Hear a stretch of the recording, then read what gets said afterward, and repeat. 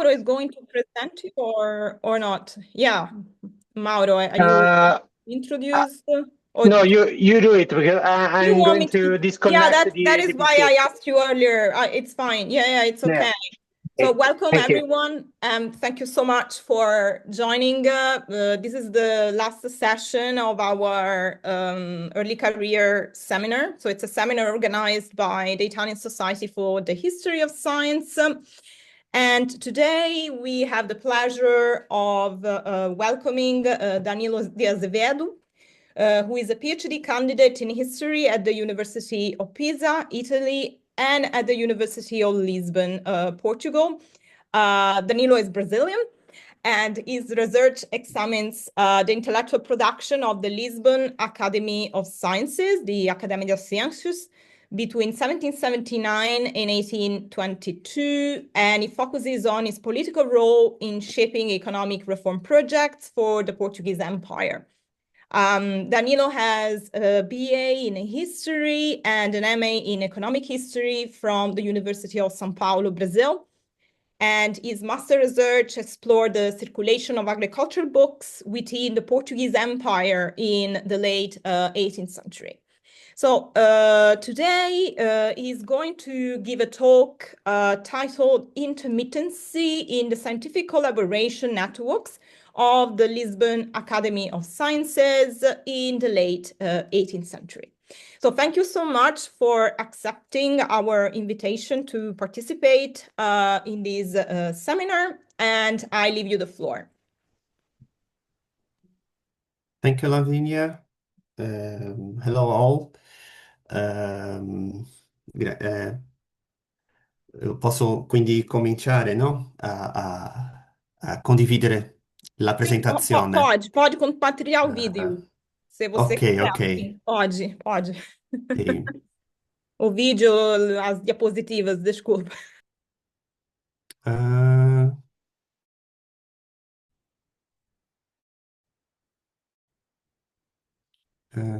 questa qua è la presentazione. Mm, tutto a posto? Aspetta. Va bene così? Tutto a posto? Vedete la Mm, presentazione? sì, ora si vede, sì, Ah, ok, sì. ok. Puoi metterla, ingrandirla, metterla appunto slide, penso che vada bene però. Ah, ok, ho capito. Ah no, Come sì, penso che preferisci, vada bene. va bene anche così. Penso che si veda, cioè io la vedo, quindi Scusa, non ho sentito bene. si vede, si vede. Si vede? Ah, ok, Sì. ok. Um, so, uh, my English is not so good, but let's get started. The presentation. Intermittency in the scientific collaboration networks of the Lisbon Academy of Sciences in the late 18th century. Um, with nearly 250 years of uninterrupted existence, the Lisbon is Portugal's longest-standing scientific institutions. Its history officially begins with the approval of its establishment and its first statutes by Queen Maria on December 24, um, 1669. On May 1783, the Academy was placed under royal patronage, changed its name to Lisbon Royal Academy of Sciences, a title it retained until the proclamation of the Portuguese Republic in 1910. Today, the Academy's activities are divided into two classes: sciences and letters, sciences, sorry, and letters. Currently, among other responsibilities, the Academy oversees matters related to the Portuguese language. In the second half of the 18th century, the Age of Enlightenment, the Academy emerged with the ambitious goal of promoting technical and scientific knowledge in Portugal and its empire. Inspired by Enlightenment ideals, the institution was founded on the notion of the utility of science, uh, fostering collaboration among Portuguese and Luso-Brazilian intellectuals and statesmen. Numerous motivations contributed to the Academy's establishment. Foremost among them was the example set by similar institutions elsewhere in Europe. Indeed, the Academy's history is intertwined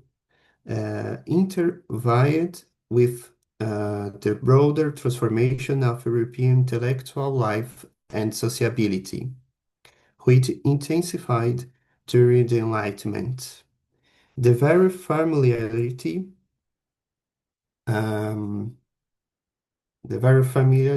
to the Academy's founders, the second Duke of Lafões, Dom João Carlos de Bragança, and the Abbot José Correia da Serra, with the workings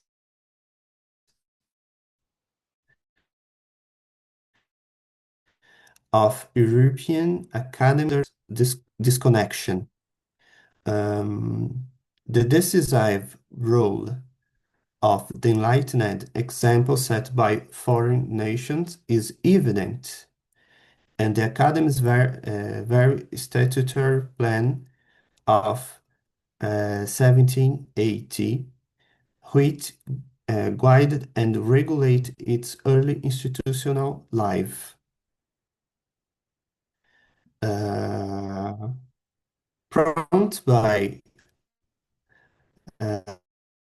cito, in questa parte sto citando, prompt by zeal and love for fatherland and encouraged by the press and approval of Her Majesty, this Academy of Sciences is established in Lisbon, following the example of all cultural nations, dedicated to public glory and happiness, for the advancement of national education and the perfection of the sciences and arts, and the growth of popular industry.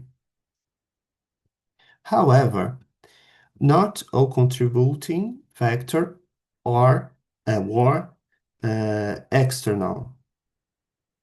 The Lisbon Academy of Sciences also arose from aspirations and needs emerging within Portugal and its empire, such as the growing demand for intellectual sociability among its elites. It is no coincidence that the Academy was preceded by other institutions within Portuguese Empire. In the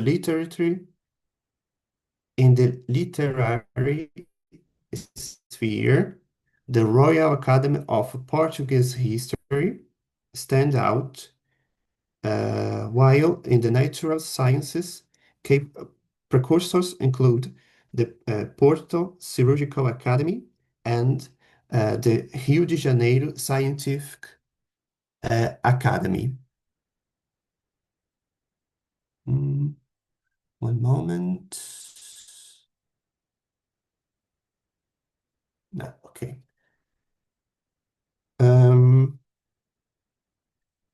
Although these institutions operate within a cultural and scientific atmosphere, still influenced by Baroque ideals, they represent important antecedents in the formation of a nascent public sphere.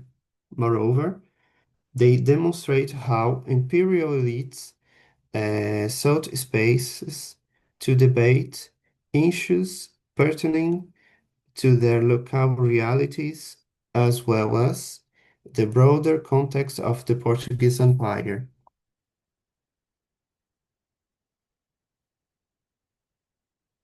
In any case, beyond its founding motivation, the statutory plan outlined a series of directives aimed at organizing and regulating the sociability of the newly established academy.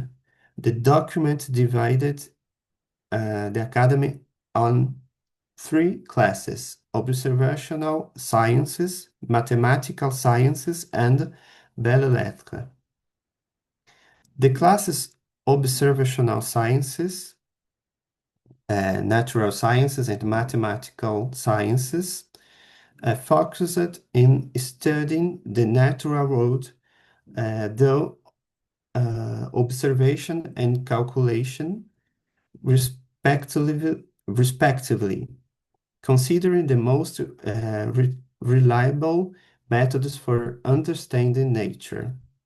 More specifically, the first class, observational sciences, was responsible for investigating the properties of bodies and natural phenomena, while and second class studied quantities, relationships, and properties of magnitude. The third class, belles lettres, resulted from the incorporation of the Royal Academy of Portuguese History into the Lisbon Academy of Sciences and was tasked with standardizing the Portuguese language. Each class comprised 8 full members, one director, and one director.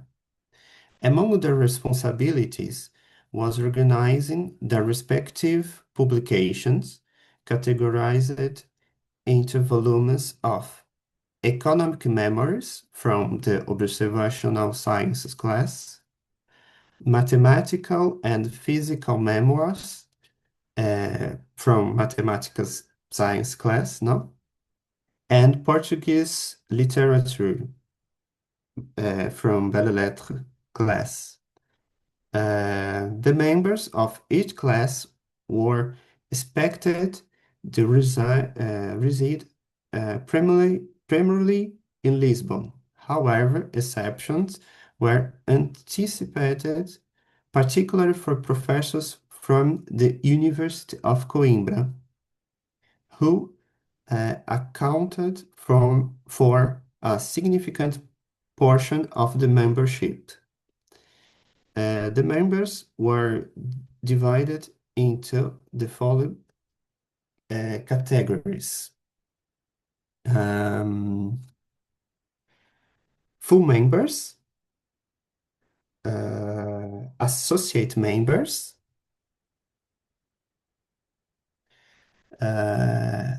honorary members, foreign members, and correspondent members. Although membership as full member was not explicitly prohibited for intellectual scientists or scholars from other parts of the Portuguese Empire. In practice, their appointments were largely confined to the rules of associated or corresponding members due to residence requirement in Lisbon, or at least in Portugal.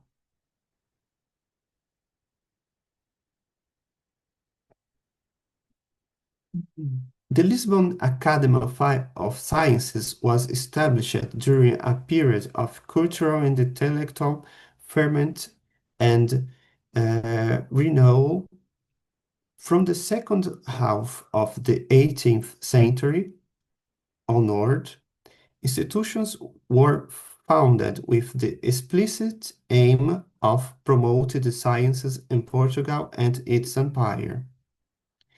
In this context, the academy coexisted with the Ajuda Botanical Garden in Lisbon and institutions affiliated with the recently reformed University of Coimbra, such as Faculty of Philosophy, the Botanical Garden, and the Natural History Museum. All initiatives uh, spearheaded by Marquis of Pombal. It is often that prominent figures within Portugal's scientific community moved across this institution, these institutions. Uh, though not always operating in perfect synchrony, collectively contributed to the uh, overarching goal of re revitalizing Portuguese science.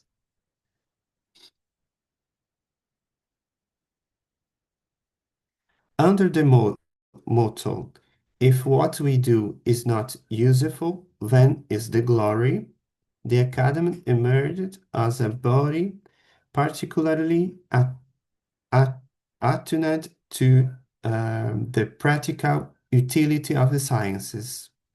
Its members were tasked with identifying and harnessing the value of scientific knowledge circulating in Lisbon, with a focus on the economic benefits arising from its proper application. In this sense, the Academy was expected to provide a more objective alternative to dynamics of Coimbra's university system, where professors were burdened with many obligations.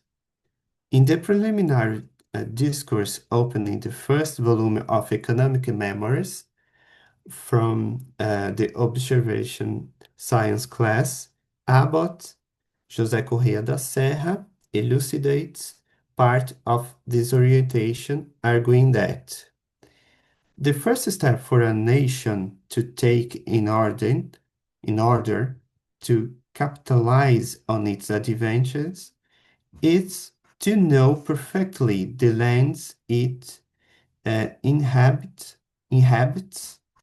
what they contain, what they produce, or what they are capable of. Natural history is the only science that can shed such light, and without a solid knowledge in this area, everything will be left to chance, which is rarely enough to make the fortune and wealth of a people.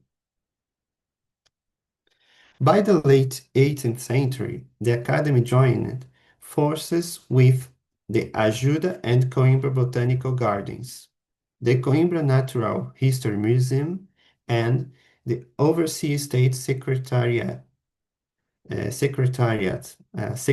de Estado do Ultramar.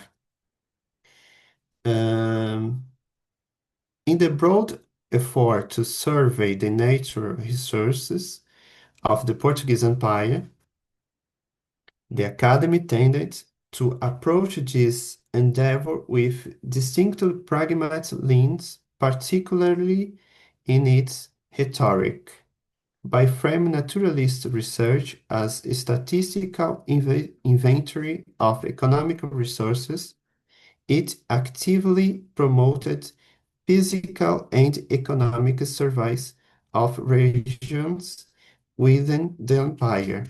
The goal was empire, sorry. The goal was to inform public economic policies, whether in Portugal or its colonies.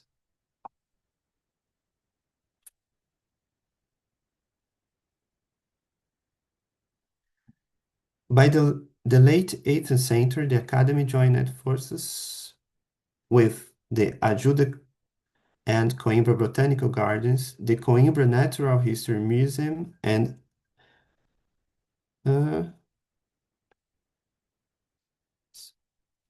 one moment.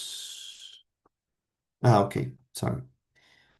Next. In reality, the Academy didn't just contribute to this efforts.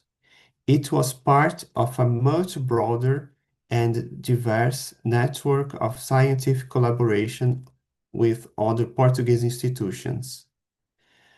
Most of its members, including the most prominent ones, came from other organizations, not only scientific but also from public administration. These connections helped establish the Academy as a key institution within the Portuguese Empire, even though paradoxically it held a relative minor scientific role in Europe. In fact, between 1790 and 1820, the number of correspondence members from Brazil consistently exceeded those from Europe. This unique structure tie the Lisbon Academy of Sciences closely to colonial policy, making it an important platform for discussions about projects aimed at um, strengthening ties and interaction across the Portuguese Empire.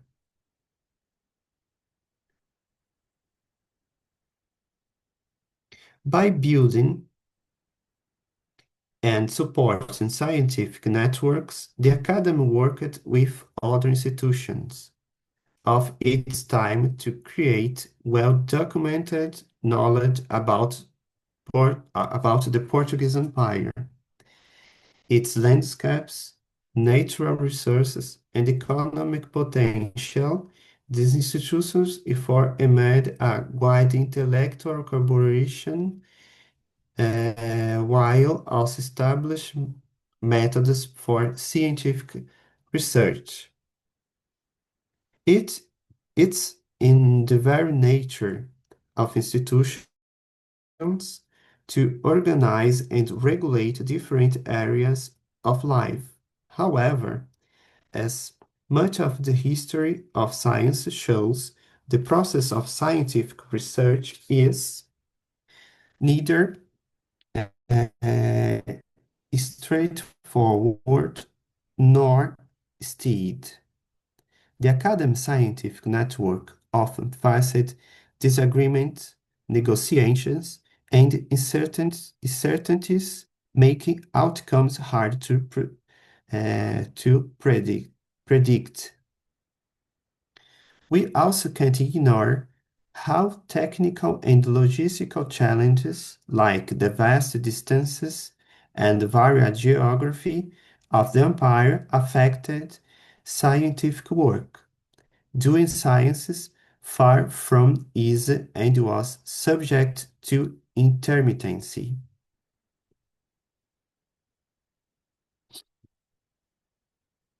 The Italian naturalist Domenico Vandelli was a key figure in the scientific networks established in Lisbon during the second half of the 18th century. He moved between Portugal's leading scientific institutions, always playing a prominent role. Though not officially listed among the Academy's founders, Vandelli is known to have been one of its main visionaries. Than that, he served as director of observational sciences class and became one of the top contributors to economic memoirs with uh, 11 published papers or memoirs or memoirs. Vandelli arrived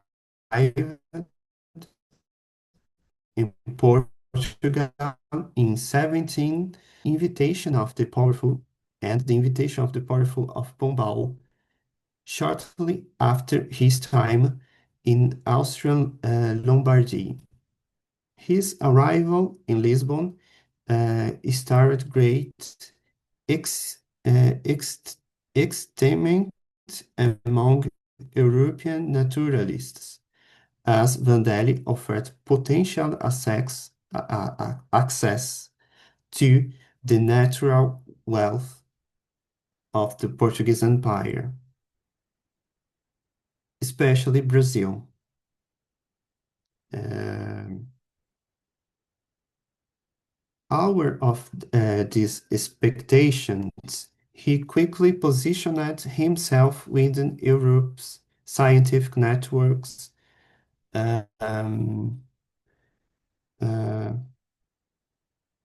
scientific, scientific networks as a bridge between European sciences and American nature.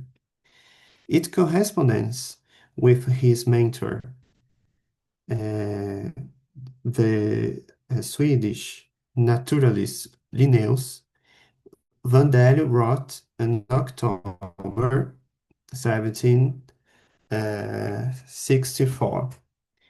Though I have delayed it in right to you, most celebrated sir, I trust you pardon me once you learn to the reason for my prolonged silence. I did not wish my letters to reach you without some small gift, and thus waited until I might send seeds from Brazil, which you shall now receive.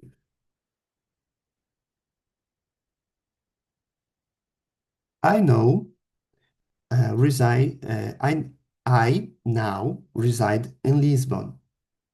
Would that it were possible for me to journey to America.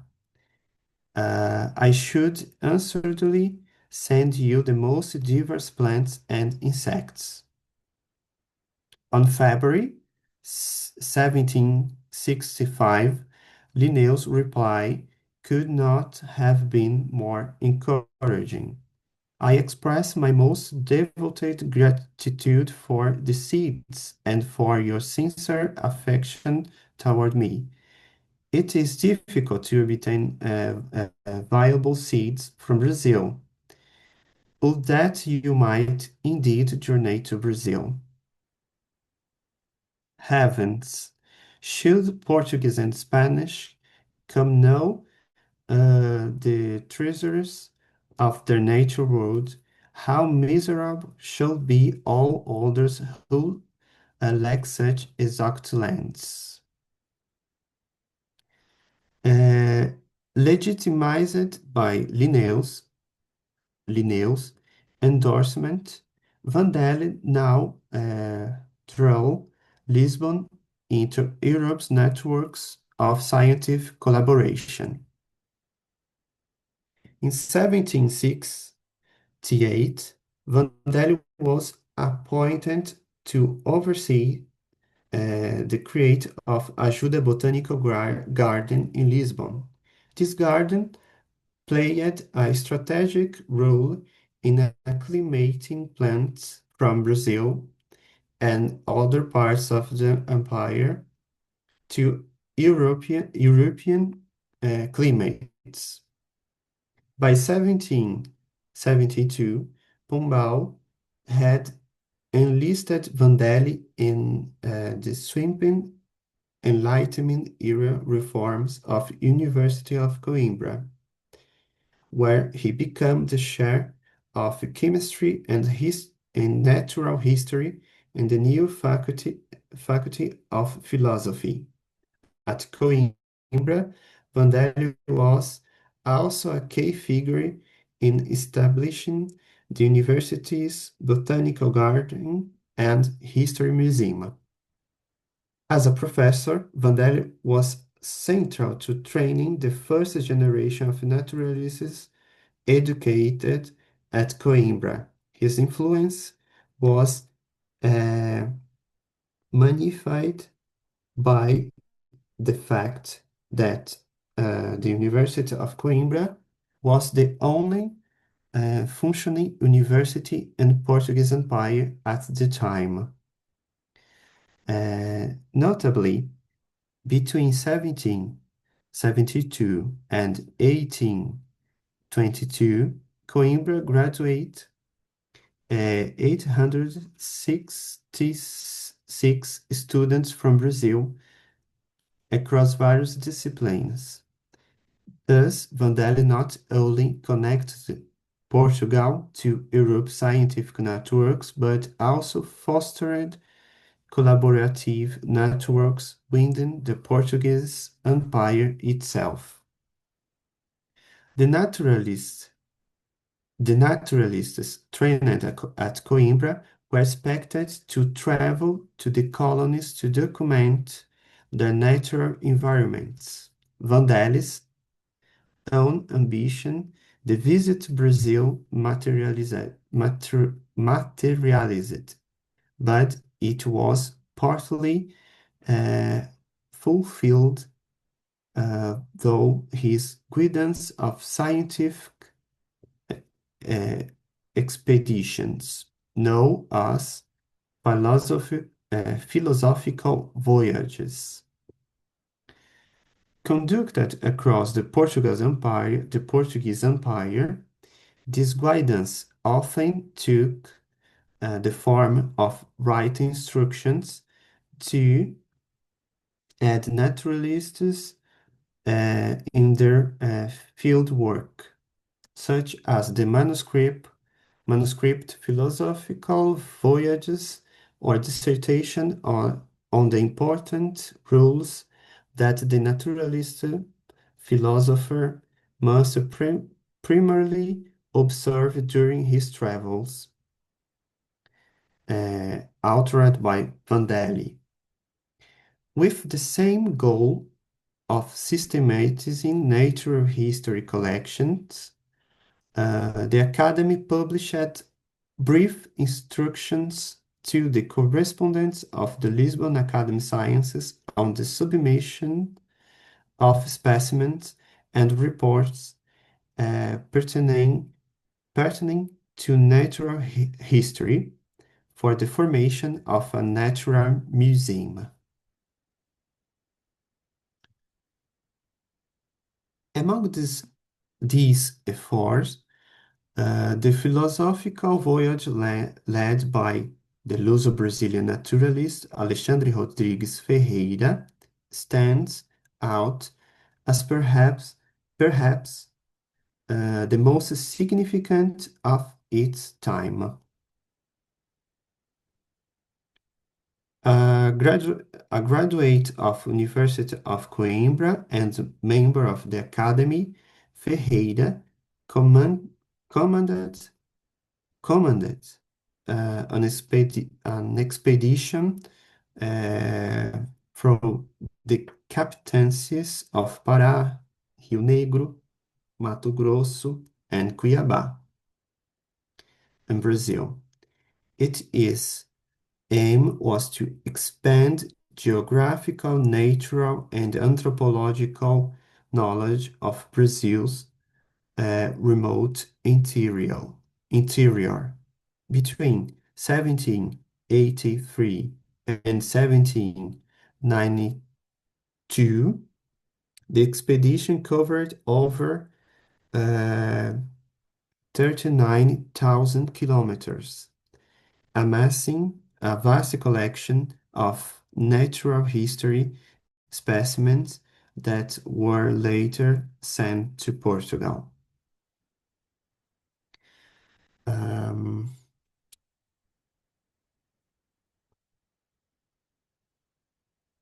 Ferreira's philosophical voyage stood out in historiography not only for the wealth of material collected, but also for the apparent lack of adequate treatment of collection that was sent to institutions in Portugal.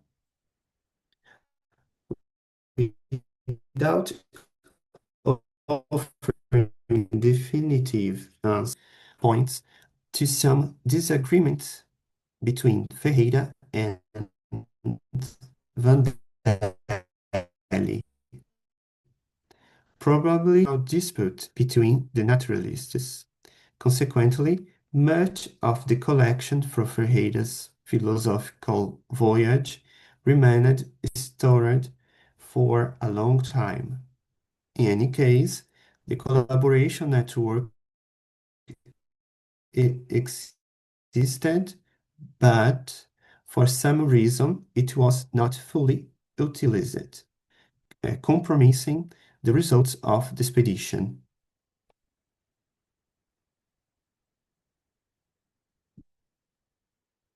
This inconsistency in scientific collaboration also affected individuals who followed not traditional paths outside the University of Coimbra. One such case was Frei Mariano Veloso. Born in the captains of Minas Gerais, Brazil, Frei Veloso uh, combined his religious life with an early interest in natural history. He was a self-taught naturalist. Um, while teaching catechism in the village of São Miguel, uh, in captaincy of São Paulo, he relied on indigenous knowledge to identify local plants. His talent for natural history long remained unrecognized.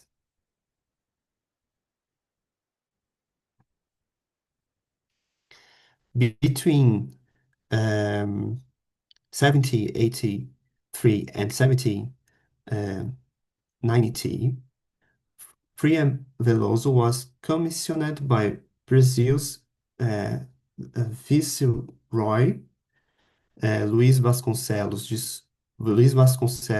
Luiz de Vasconcelos e Souza to conduct a philosophical voyage through the captaincies of Rio de Janeiro and São Paulo to document their natural resources. By 1788, he coordinates a team of around 40 people, one half of one were enslaved individuals, assigned the most arduous or undervalued task. The viceroy himself invited Fray Veloso to Lisbon to publish his findings in the work Flora Fluminensis. Though he became a member of Academy, his work was rejected by Lisbon scientific community and would only be published long after his death. Disillusioned with Lisbon's academic circles, Fray Veloso shifted his focus after 1796 to compiling and translating agricultural studies.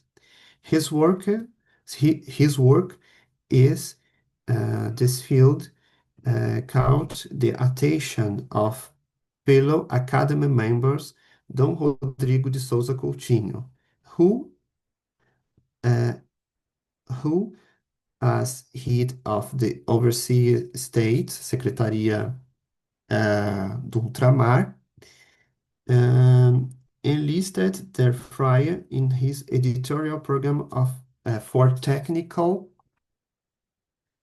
uh, especially agricultural dissemination.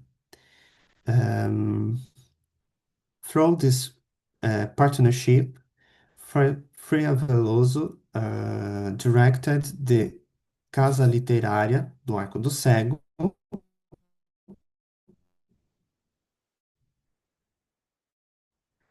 central to Dom Rodrigo de Souza Enlightenment policies.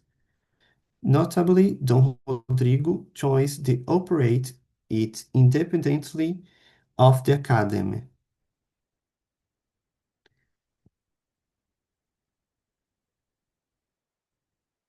Okay.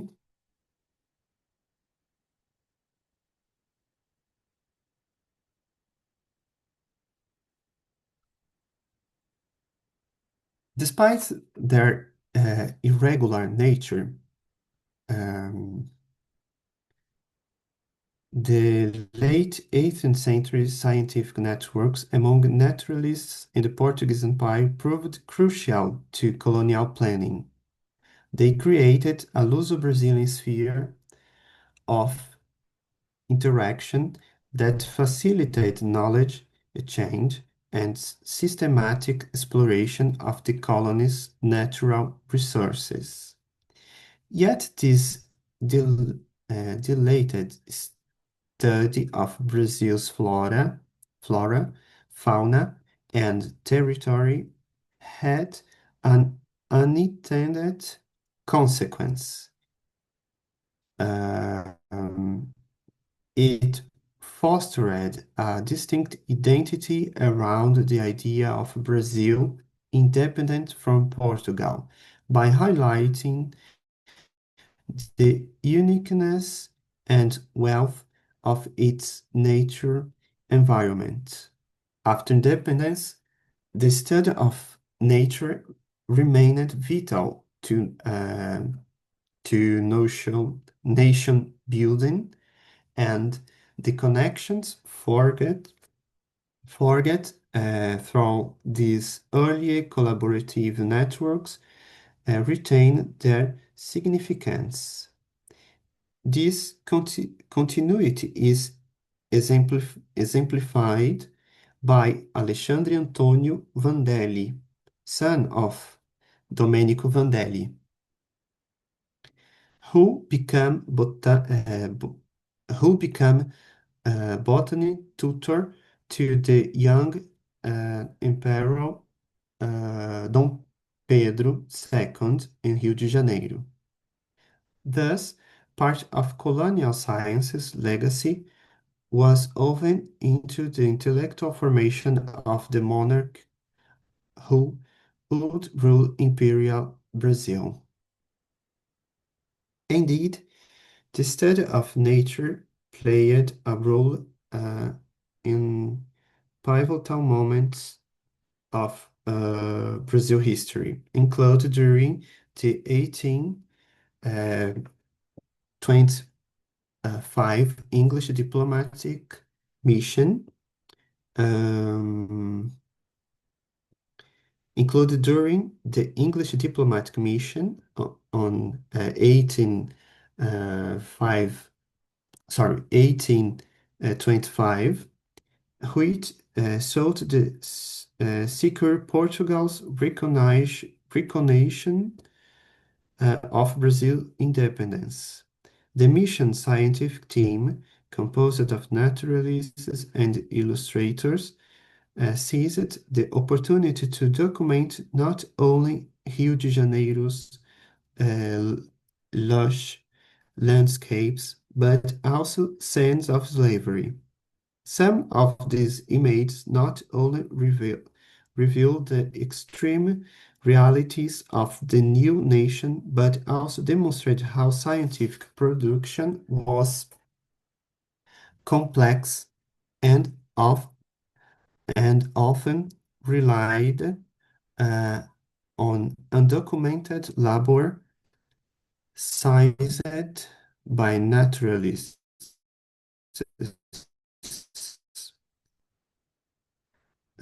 such as enslaved individuals collecting butterflies for surveys. So, finish.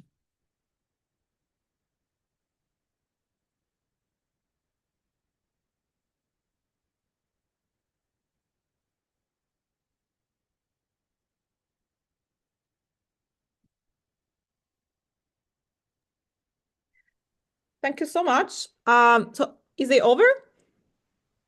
È finita? Danilo? Danilo, do you hear me? Yeah. Sì? No. Ah, scusi. Sì, sì, sì. Okay. I just wanted to Yes. Okay. Okay, thank you so much. Thank you so much. That was very interesting. I assume that is part of your Scusate, No. Allora, I mi scuso per la pronuncia. No, it's okay. I mean, don't worry. I need to speak in English because I believe that there are some people here. I think Torsten and Fernando can't speak Italian, I assume. So I will have to speak in English, but then you can reply in Italian or Portuguese if you want, and then I can translate. Um, are there questions already from the audience? I don't want to, I mean, I have many questions because as Danilo knows, I'm moving towards this global things, but if there are no questions now, I can ask questions, then we can move to... I have some questions, if I can. Great. Yes, of course. You can. I speak in Portuguese, if you want. Eu posso falar devagar em português, se for preferível, não sei. Pode, sim, não tem problemas. Depois eu Ok. vou traduzir. Acho que para Danilo seria melhor, mas eu depois tenho que traduzir, porque senão vai ser um problema para os outros, que acho que não falam. Okay, I understand. isso. Okay, but if I can put, well, 3 questions to Danilo. The first one is, what is Danilo's opinion about if it would be possible or not to found the Academy of Science of Lisbon without the previous reform of the University of Coimbra? If it was possible or not. The second one, okay, a segunda. Okay. Danilo presentation is focused on naturalists. What about the mathematicians, engineers, and all the program in the academy to foster the knowledge of the empire, of the territory, but based on mathematics and related science? Danilo is only focused on naturalists, okay? Why? And Okay. the other one is the relation or not, the tensions or not, with the Geographical Maritime Society by Sousa Coutinho, because it was with a short life, this society, and it had a lot of interest in the empire. Okay, the tensions or not with the Academy of Science. Okay, these 3 questions. Danilo, eu posso tentar em português, mas o que eu queria era a relação, se era possível ou não, o estabelecimento da academia sem a reforma prévia da reforma de Pombalina, da universidade. A outra é porque é que o Danilo ficou só nos naturalistas, quando o trabalho dos matemáticos com conhecimento do território, intervenção com obras públicas, censos económicos e sociais, não é? De conhecimento do território, ou seja, quantificação em termos, se quisermos, da classe das ciências matemáticas, e a outra era as possíveis tensões ou não com a Sociedade Real Geográfica e Marítima do Sousa Coutinho, que colidia, parece-me, em alguns aspectos, com os interesses e com os propósitos da própria academia, sendo que a maior parte dos membros eram em comum também. Ok, obrigado, sorry. Thank you. Obrigado, thank you. Come facciamo? Rispondo. Sì, rispondi che lingua preferisci. A questo punto italiano o portoghese, poi io cerco di tradurre, ecco, boh, in inglese. Sì, è un po' casino. Va Ok. bene, dai. È molto... No, no, è Scusate, molto, scusate il casino. multilingual. Allora, non so se rispondo in portoghese o in italiano. Sì. No, proviamo in italiano, dai. Italiano lingua franca. Eh, allora, sulla la prima domanda, se sarebbe possibile l'accademia, o la creazione, l'esistenza dell'accademia senza la riforma di Coimbra? Io penso che no. Penso che no, perché alla fine ci sono, ci sono stati diverse motivazioni per la fondazione dell'Accademia, no? E mi sa che parti molto importanti di questa motivazione esce precisamente dalla Università di Coimbra. Direi non solo della volontà, della voglia, scusa, della voglia di Vandelli di creare una società economica, no? Più oggettiva nei suoi dibattiti, eccetera, ma anche nella volontà, nella voglia degli altri professori che appunto volevano diciamo, un'istituzione dove si potesse discutere la scienza da un punto di vista più utile, no? Non so se Lavinia vuoi tradurre già qualcosa? Eu compreendi, eu compreendi. Oh, você entendeu? Pode falar em italiano, hai capito? Ok, no problem. Então, é basicamente, falando um pouco em português, a reforma ela foi crucial, né? La riforma è stata cruciale, la riforma della Università di Coimbra, porque primeiro ela atraiu intelectuais também, né? E, aliás, um dos motivos, né? Ela atrai intelectuais, as instituições, eu diria que a academia, inclusive, ela não seria. Ela só foi possível não apenas pela reforma da Universidade de Coimbra, mas pelo leque, pelas instituições científicas que existiam, que foram inauguradas, enfim, em Portugal a partir da segunda metade do século XVIII. Porque esses intelectuais, eles circulavam, né? é, entre essas instituições, né?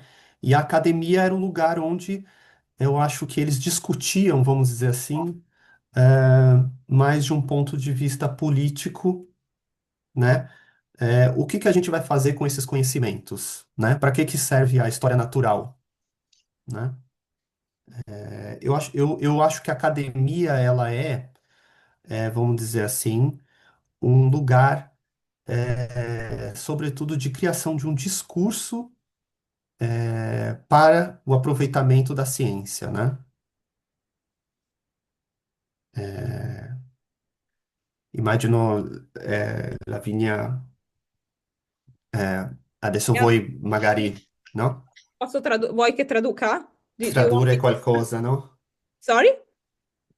I, No, tradurre qualcosa, scusi. Yes, so basically, for those who might not have understood, this is what I understood that. So the academy, the response to the question whether the academy was possible or not, would it be possible without the reform of the University of Coimbra? No, it wouldn't be possible because the University of Coimbra actually started developing this knowledge of natural history, and the academy worked as a catalyzer of all these intellectuals who were already developing these ideas about natural history. Like you mentioned Vandelli. So Vandelli, I think, is one of the key figures of natural history in Exactly, yeah.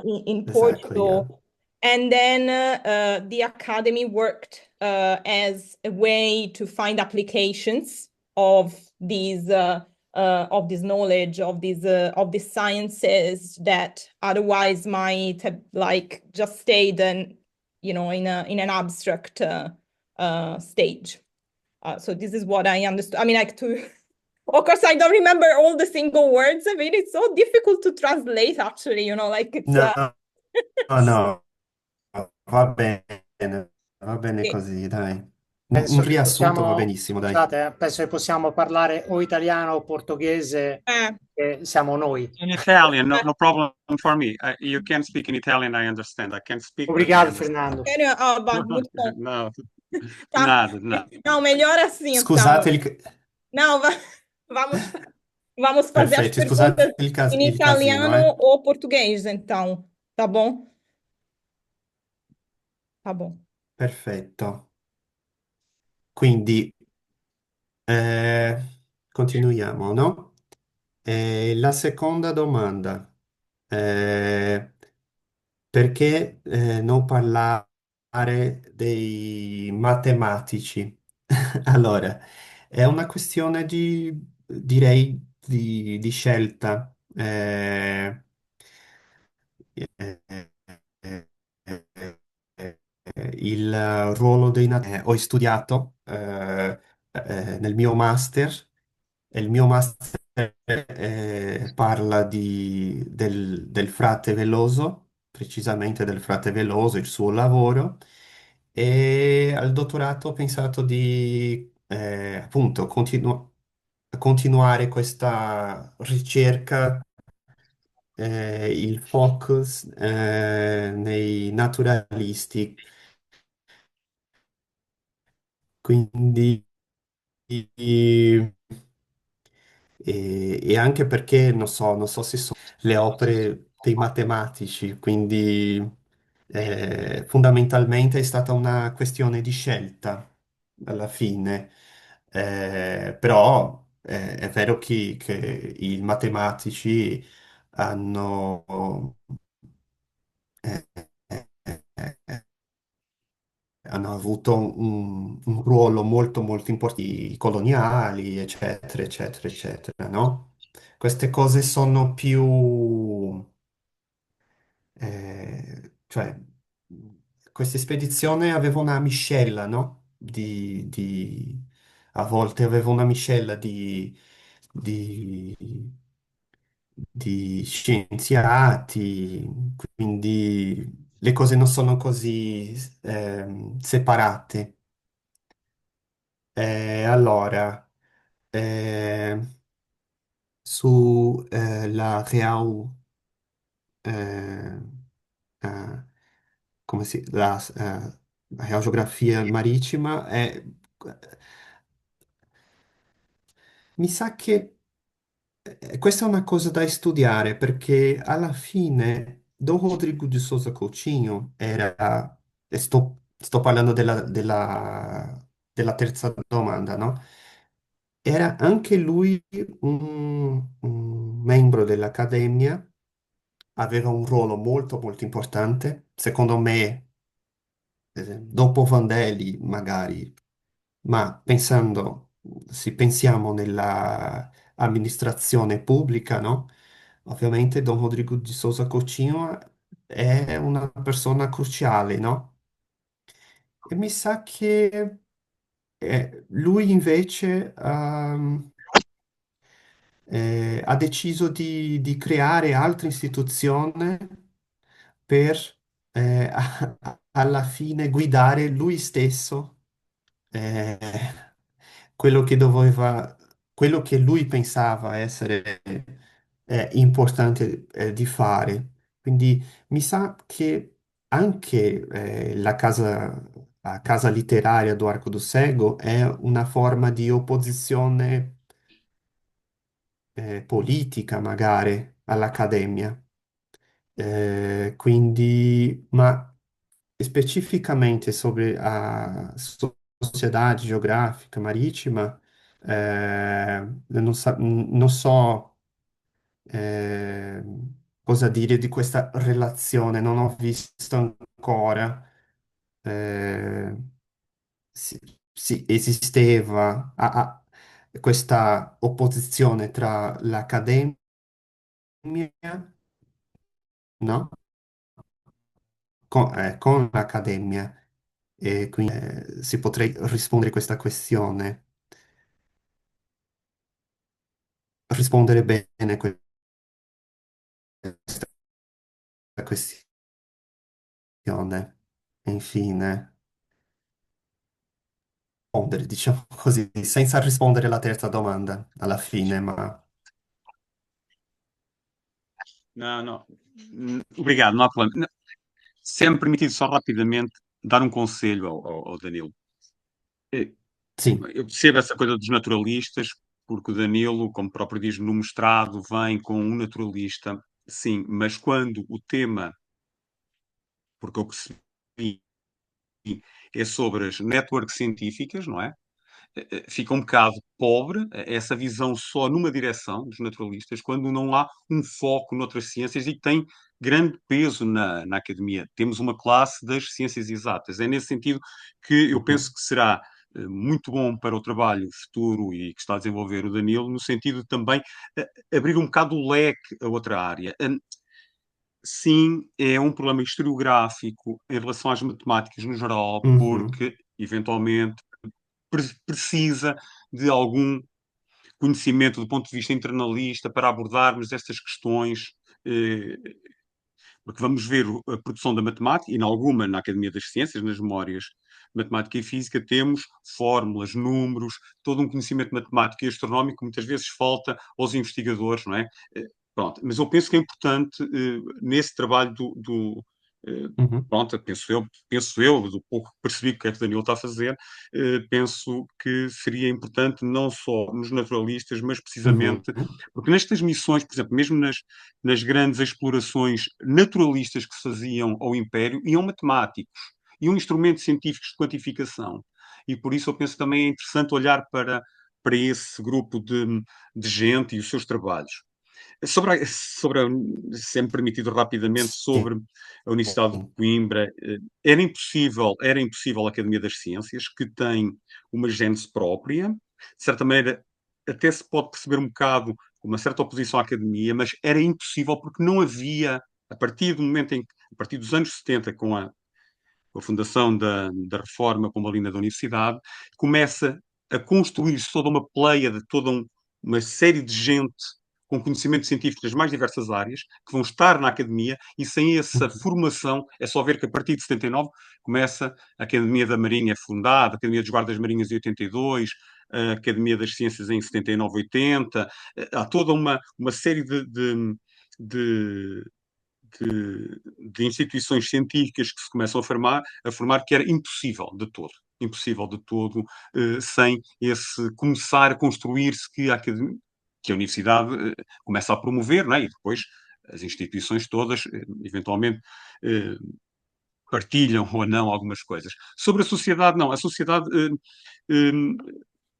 a Sociedade Real de Sousa Coutinho tinha muitos interesses no Império. Ela é criada precisamente por causa disso. Ela era ministro da Marinha, não é? E da Guerra. Tem muitos interesses no Império e, por isso, Mhm. e grande parte dos homens, numa e noutra, pertenciam às duas sociedades. Era-se o Danilo também, às tantas, olhar para aí. Foi apenas um.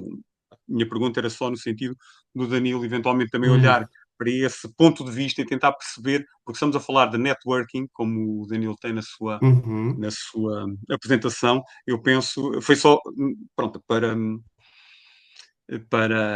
dar uma perspectiva ou abrir eventualmente algumas perspectivas ou algumas janelas de olhar para a investigação do Danilo. Eu peço Sim. desculpa de ter monopolizado, mas parabéns, força e bom trabalho, sim.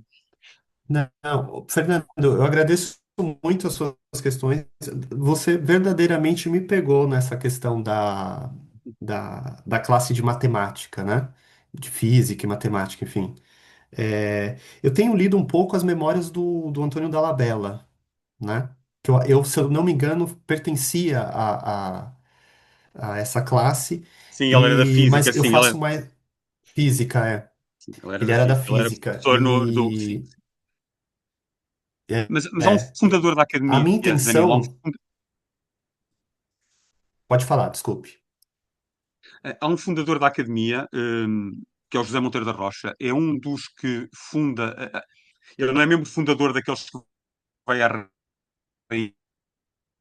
no 25 de dezembro, mas é logo eleito sócio em 1780 em janeiro, logo, Uhum, e é considerado um dos membros fundadores, vai ser mais tarde presidente da classe das ciências exatas, e ele é um membro muito ativo na redação dos estatutos, em estabilizar os estatutos da academia, não aqueles de 80 que uhum, vão, mas mais tarde, e é o grande, quando o convidam, o grande corifeu das matemáticas, é professor, vai ser o diretor do Observatório, mais tarde, uhum, da Universidade de Coimbra, vai ser um académico que faz alguns trabalhos da própria academia e é uma figura muito importante e é um dos membros, é um matemático e é um dos membros da classe de ciências. Está a falar do Dalabella, talvez não. Sim, ele é um físico, está na classe das ciências exatas, sim, mas há outras figuras uhum. importantes na Você classe pode das ciências repetir o exatas. nome? É José Como que é? José? José Monteiro da Rocha é Desculpa, José Monteiro da José Rocha. Monteiro da Rocha. Sim, Da Rocha. Perfeito. É que a minha internet ela sim, tá oscilando um pesquisar, pouco. ver. Aí, Não, mas bom isso trabalho. é. Sim, Não, perfeito. É isso. O Dom Rodrigo, eu acho que também, só um último comentário que eu gostaria de fazer. Eu acho que o Dom Rodrigo também, ele seguiu um pouco assim aquela ideia nós temos um ambiente acadêmico, precisamos de um ambiente, aliás, um ambiente universitário da Universidade de Coimbra, precisamos de um ambiente acadêmico, né? Enfim, uma academia que seja mais, vamos dizer assim, objetivo nas discussões, né? Que pense mais na utilidade da ciência, etc. Inicialmente, a ideia do Vandelli era aquela de criar uma sociedade econômica, né? Que seria mais objetiva ainda, vamos dizer assim. Eu tenho a impressão que o Dom Rodrigo de Souza Coutinho, além de querer, vamos dizer assim, comandar, né, essa política científica, né? Eu acho que ele entendeu que ele precisava, acho que ele deve ter enxergado que em algum momento ele tinha que pegar algumas funções da academia e compartilhar e dividir em outras instituições, sabe? Para tornar a coisa ainda mais objetiva, entende? eu Não concordo. O projeto da sei, sociedade é um estou projeto pensando pessoal, aqui, sim. acho que pode ser comentando, né, ainda, repercutindo ainda a sua segunda questão, aliás, a sua terceira questão que está me fazendo pensar um pouco aqui. Muito obrigado, viu, Fernando? Não, o prazer é meu. Força, bom trabalho, sim. Obrigado. Grazie mille, muito obrigada. E c'è Mauro che ha una domanda. Danilo, grazie mille per la presentazione molto interessante. Ho una questione: se hai trovato interazioni inter-imperi che poi ritornano nell'Accademia di Lisbona, nel senso tutto il Sud America, Centro America erano luoghi dove si incontravano elite portoghesi, olandesi, inglesi e spagnoli e interagivano tra loro in qualche modo, non interagivano, tornava Cioè, era un modo per, cioè, eh, dal Brasile tornava qualcosa che era magari partito dall'Inghilterra, era passato attraverso le Antille Caraibi, era arrivato in Sud America e dal Brasile torna in Portogallo o viceversa anche, nel senso c'erano però appunto la cosa che mi interessava era sapere se appunto se queste elite coloniali di ogni impero, poi una volta arrivate lì erano in realtà elite europee rispetto alle colonie in qualche modo. Perché questa è una cosa che, per esempio, si vedrà poi in Africa nel colonialismo, quello più tardo, quello degli imperi europei dell'Ottocento in Africa, appunto si vede che francesi, inglesi, tedeschi sono nazionalisti in patria, ma poi quando sono sul campo in Africa sono invece europei nei confronti dei coloni, in qualche modo. Quindi si stabilisce una creazione di un'elite imperiale che è un po' diversa rispetto all'elite nazionale, in qualche modo. Quindi se c'è un fenomeno di questo tipo nell'America Latina di quel periodo, fra Centro e Sud America, diciamo.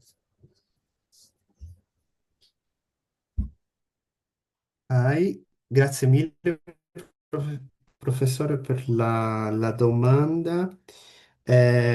Riguardo la interazione, sì, aveva l'interazione. eh, a questo punto cito le lettere di Vandelli e Linneo. Non ricordo bene la situazione, ma una volta Linneo ha detto a Vandelli che voleva una pianta, non ricordo quale pianta, e questa pianta è stata trovata nel Perù per Vandelli. Vandelli ha chiesto questa pianta a un, diciamo, governatore della capitania di Mato Grosso, cioè all'interiore del Brasile, e questo governatore ha trovato questa pianta, ha parlato su questa pianta con un naturalista, appunto spagnolo, no? Che lavorava per l'impero spagnolo. E, e la lettera che questo governatore ha inviato a Vandelli è molto interessante perché lui fa la domanda a Vandelli, ma guarda, magari voi avete sbagliato il nome perché quello naturalista mi ha detto che quella pianta aveva un altro nome, eccetera, eccetera. Purtroppo non ricordo adesso questa interazione, a volte puntuali, come in questo caso, no? Però queste persone alla fine si conoscevano, no?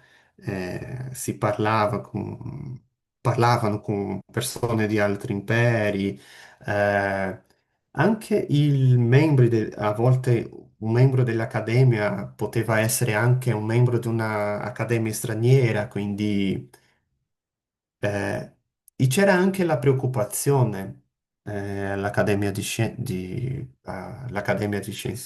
Lisbona, che era quella di, diciamo, introdurre nell'impero portoghese le novità che esistevano in altri paesi, quindi che ne so, in Francia, sulle colonie francesi, ad esempio, in Centro America, poteva essere un esempio interessante e anche applicabile, eh, ad esempio nell'agricoltura coloniale in Brasile. In questo senso ha lavorato anche eh, la, la casa letteraria do Arco do Cego. Il frate Veloso ha lavorato intensamente con la traduzione di libri, di opere che erano, insomma, scritti pubblicate per essere inviate alle colonie francesi, inglesi.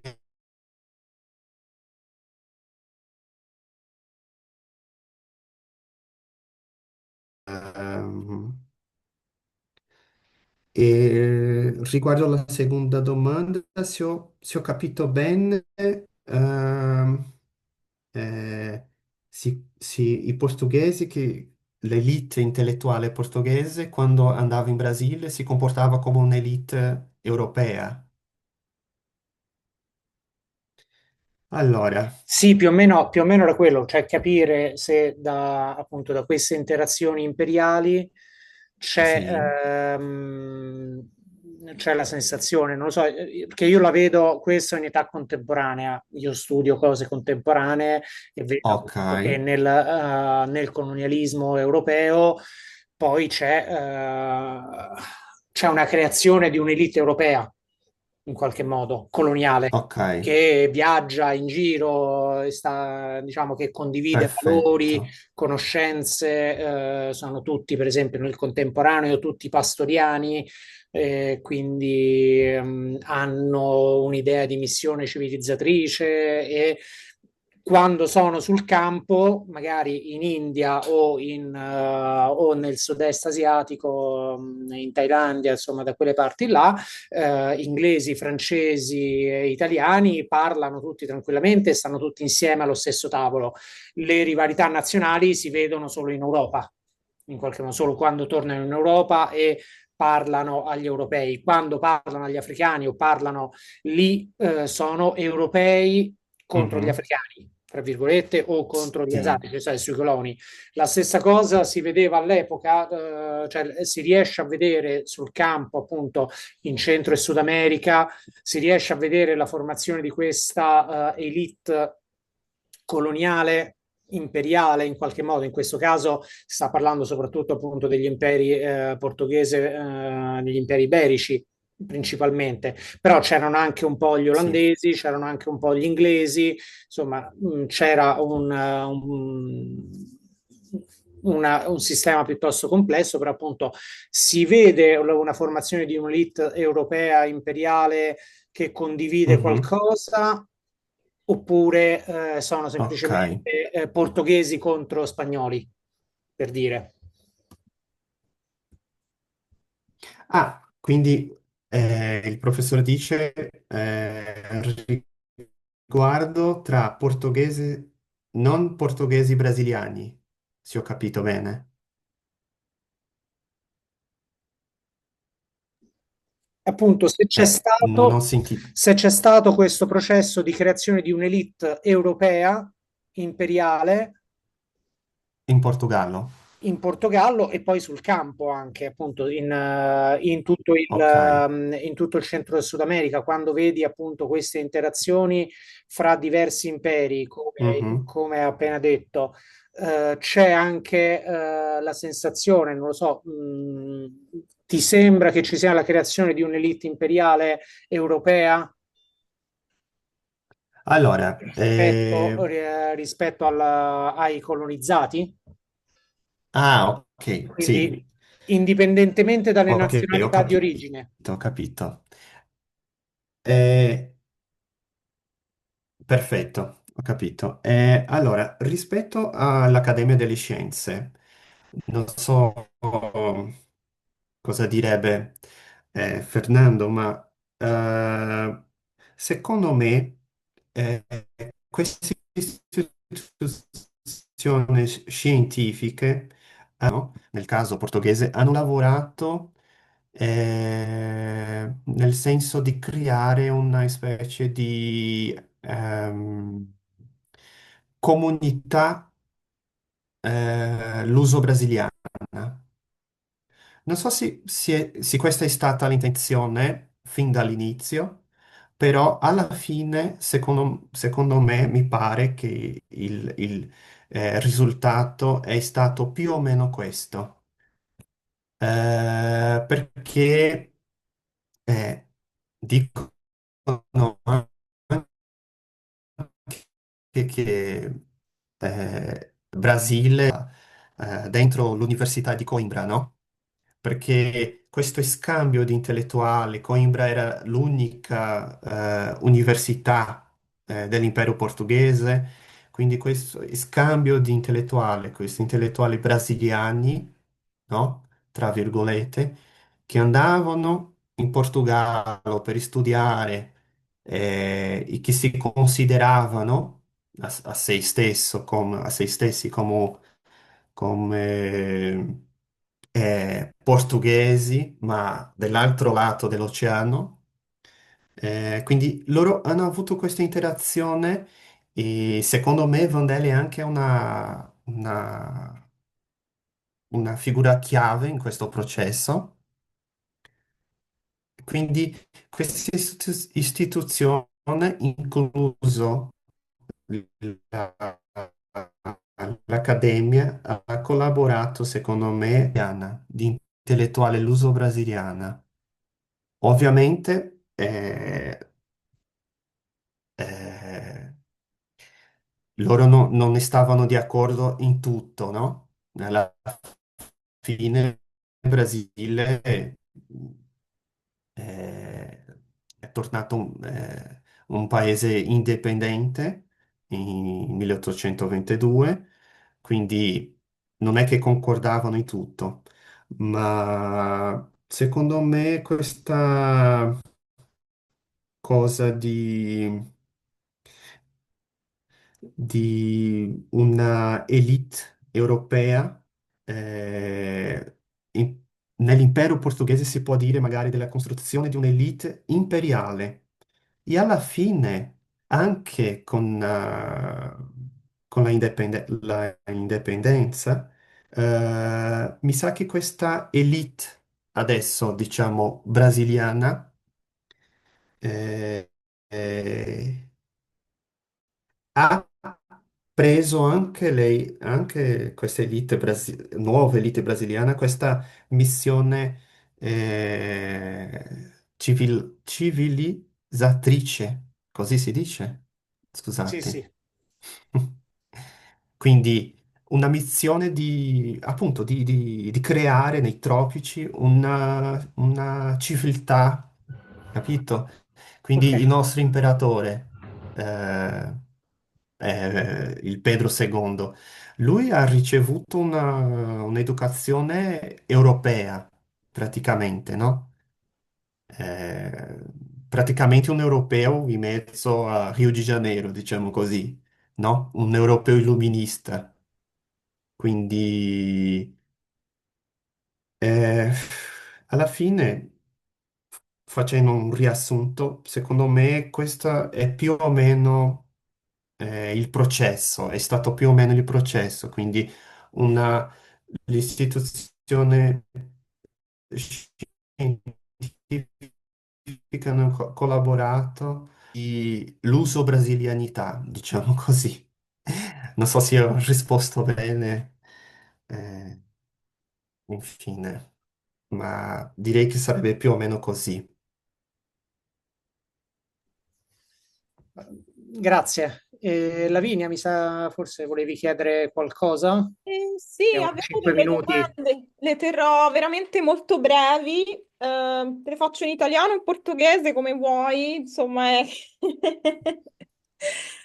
Vai, vamos falar em português, assim, sobre a... Lavinia, Lavinia Sim, parla tutte le lingue. sim. É, não, sobre a questão, não, porque é mais fácil também para você, né? Tipo, a questão Grazie, sobre grazie. conhecimentos indígenas. Você Ah, mostrou sì. aquela imagem onde tem escravizados pegando borboletas. Então, eu estava pensando, se você, nas memórias da Academia da Ciência, achou casos, nos quais se pode ver as trocas desses conhecimentos indígenas com os conhecimentos dos Uhum, povos escravizados, porque isso eu acho que é muito interessante, pode ser menos no Rio, no contexto do Rio, mas, por exemplo, no contexto do estuário uhum, da Amazonas, no norte do Brasil, isso é mais presente porque tem, como você sabe, né, a economia de plantação no lado, do outro lado tem essa migração dos povos indígenas. Então, eu gostava de saber, é uma coisa uhum, claramente que me interessa, mas acho que é relevante também para você, porque você que mencionou, né? Então, eu queria te perguntar isso e, uhum, voltando ao discurso do Fernando sobre conhecimentos matemáticos, e os engenheiros e quantificação, eu gostava de te perguntar, mas isso é mais do ponto de vista de, tipo, professora, assim, se você na tese vai elaborar sobre a questão do cameralismo, do pseudo-cameralismo, do que o Alexander Mendes Cunha chama de pseudo-cameralismo, o quase-cameralismo, desculpe, do Portugal e assim das colônias portuguesas no século XVIII, porque tem essa ideia, né, que você também mencionou de fazer tipo esses inventários de recursos naturais. E isso é muito uhum, presente no pensamento cameralístico, e também se reflete na questão da administração dos territórios, na Europa, assim como nas colônias. uhum, Então, queria, se você pode elaborar um pouco mais sobre esses aspectos, e, em breve, uhum. tipo, Muito obrigada. Foi muito interessante, eu gostei muito. Grazie. Tá. Austríaca. Tá certo. Lavínia, sobre a questão do conhecimento indígena, a questão do conhecimento local, eu tenho a impressão que é,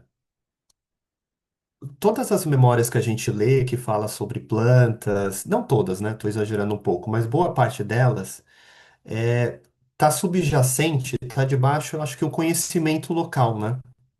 Quer dizer, eu acho que o naturalista no fim das contas, além de identificar plantas, né, de ter a capacidade de identificar plantas, eu imagino que ele era um bom, assim, uma pessoa que sabia conversar e perguntar, sabe? Então, assim, por exemplo, no caso do Frei Mariano Veloso, a documentação, no caso do Frei Mariano Veloso, ele, enquanto dava, é aquilo que eu falei, né? Enquanto ele fazia a catequese, né? Dava catequese,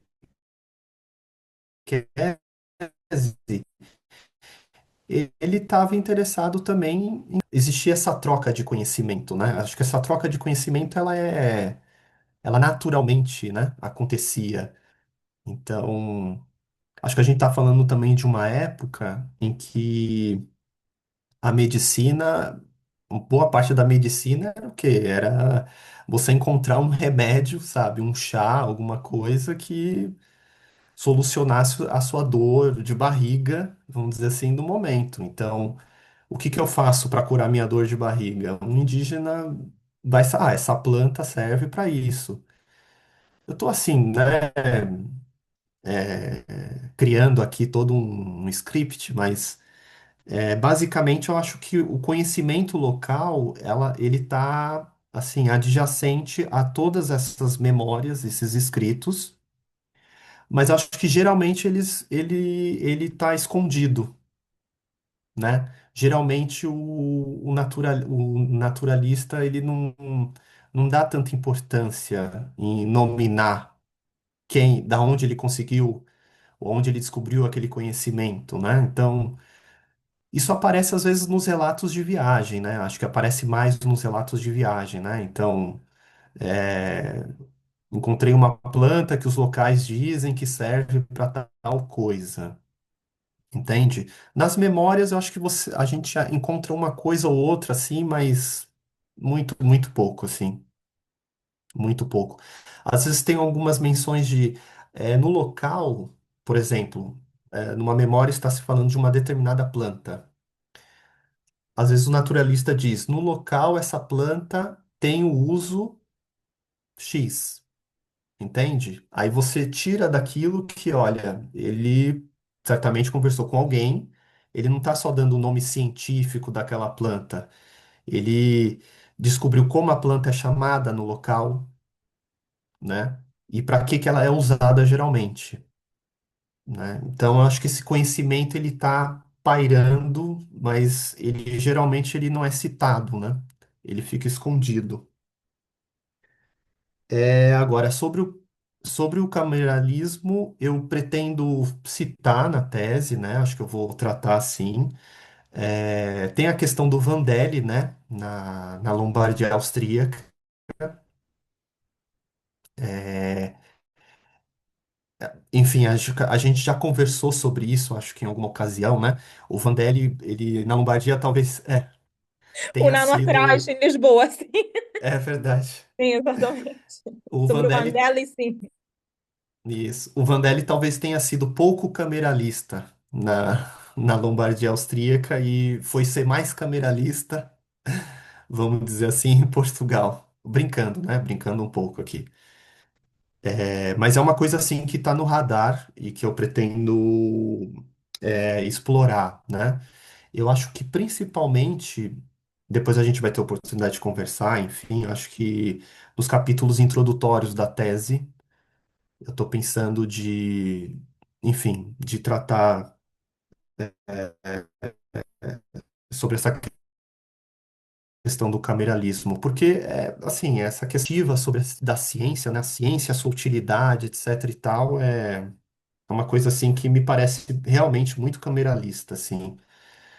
Mas eu acho que é isso, a gente precisa ter cuidado, né? Às vezes, de um lugar para o outro, as coisas elas se adaptam, né? E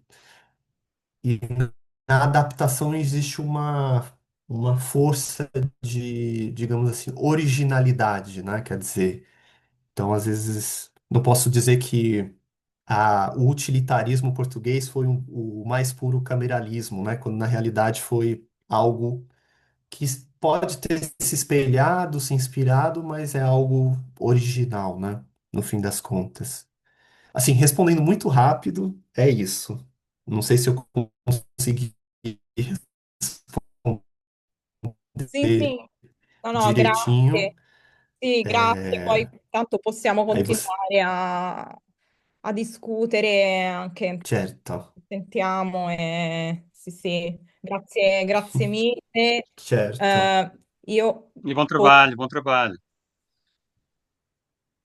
Sta ótimo, eu acho que é, sim. Eu vi o índice. Fernando, muito obrigado, viu? Grazie mille, Danilo. Tchau.